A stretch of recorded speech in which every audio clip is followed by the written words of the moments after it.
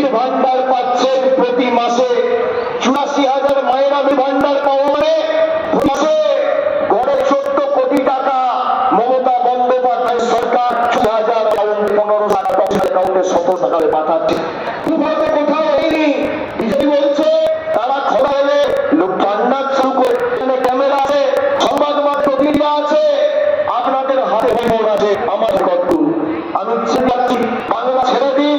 BJP ক্ষমতায় আসামে, ত্রিপুরায়, দিল্লি, রাজস্থানে, উত্তরপ্রদেশ, মধ্যপ্রদেশ, ছত্তিশগড়, অরুণাচল প্রদেশ, গোয়া, গুজরাট, একটা রাজ্যে লক্ষ্মী ভাড়া দিয়েছে।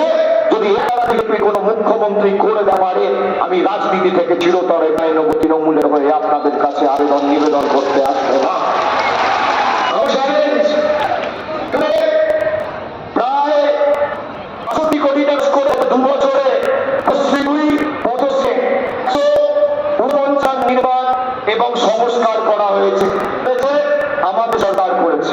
সাথে যারা মাসের বাজেটে ঘোষণা থেকে যুবতী যুব সাথীতে মার্চ মাসের পয়সা তারা পেয়ে গেছে। এপ্রিলে আগামী 4-5 দিনের মধ্যে অ্যাকাউন্টে ঢুকে যাবে। যারা মমতা বন্দ্যোপাধ্যায়কে টিটকিরি করছিলেন তারাও লাইনে দাঁড়িয়ে যুব সাথী নিয়েছেন। এটাই আমাদের সরকার।